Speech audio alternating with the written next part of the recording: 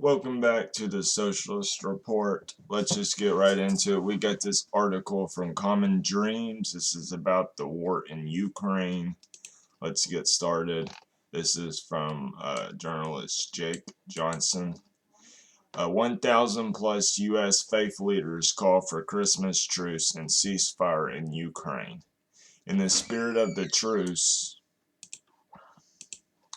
that occurred in 1914 during the First World War, we urge our government to take a leadership role in bringing the war in Ukraine to an end.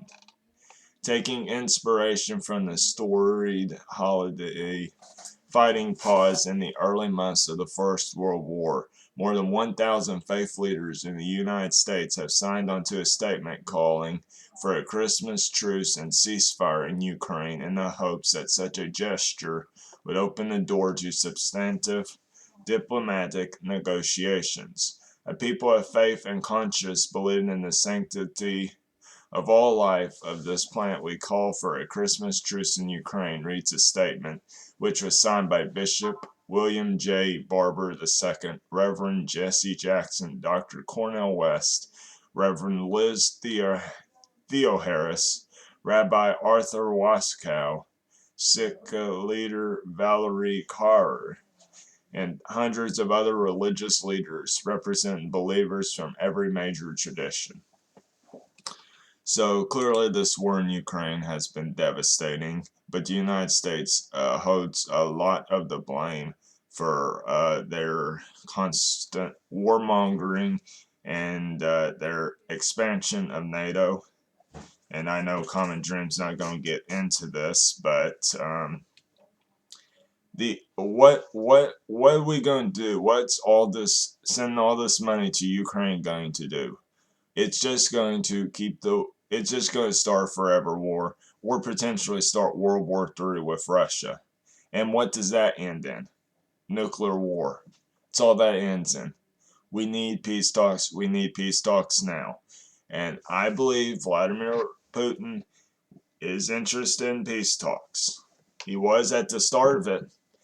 At the start of the actual war, where Russia invaded Ukraine, they wanted Vladimir Putin and Vladimir Zelensky, they were talking about negotiations.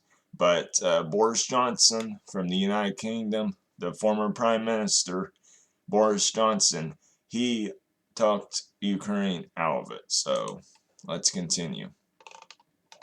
The growing list of signatories also includes Bishop John Berzins of the Russian Orthodox Church outside of Russia, Caracas, and South America, as well as Archbishop Gabriel Chemedekov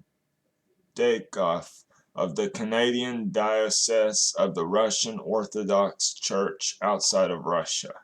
In the spirit of the truce that occurred in 1914 during the First World War, we urge our government to take a leadership role in bringing the war in Ukraine to an end through supporting calls for a ceasefire and negotiated settlement before the conflict results in a nuclear war that could devastate the world's ecosystems and annihilate all of God's creation. The statement continues, echoing a recent call from a coalition of U.S. veterans. The faith leaders' demand came as Ukrainian President Volodymyr Zelensky prepared to arrive in Washington, D.C. on Wednesday for his first trip outside of his country since Russia invaded in February. But Volodymyr Zelensky coming to the United States sets very, very dangerous tensions because we are getting so involved in this war. We're getting involved in Ukraine's war, and we've essentially started a proxy war with Russia. So let's continue. The faith leaders demand, I already read that. Where was I? Speaking to reporters Tuesday, a senior Biden administration official said the U.S. president would not use Zelensky's visit to push for a diplomatic settlement to the fight in Ukraine where thousands of civilians have been killed. Yes, because Joe Biden is a neocon.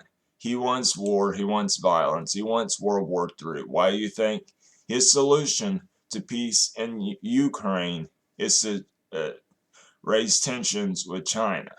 So it's clear what his intentions are.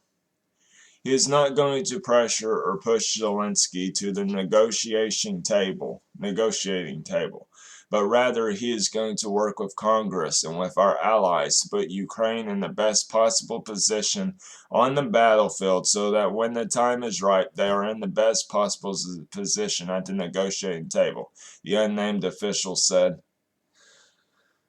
That is if you want to negotiate, if Joe Biden's true intentions to negotiate, why does it matter where Ukraine sits in the war? I mean, Russia, I don't know if Russia's losing or not. I don't really trust the Western media. The Western media is so full of lies that I don't know how trustworthy it is. But Joe Biden he's warmongering, and if he keeps this up, it may be best if he just gets impeached. The Biden administration is expected to announce a $2 billion military aid package for Ukraine on Wednesday as Congress gears up to pass an additional $45 billion in assistance as part of a year-end omnibus bill. Earlier this month, Zelensky called on Russia to withdraw its forces from Ukraine by Christmas, a demand that Moscow promptly rejected as out of the question. But the Fellowship of Reconciliation USA, the oldest interfaith peace group in the country and one of the organizers of the new statement, argued in a press release Wednesday that the fact that such discussion is taking place reflects how palatable the world's desire for a ceasefire is. As the war in Ukraine drags into its 10th month, with 14 million displaced, hundreds of thousands killed, humanitarian impacts being felt across the globe, and the risk of nuclear annihilation, there is no time more urgent than the present. Ariel Gold, Executive Director of the Fellowship of Reconciliation USA, said in a statement Wednesday.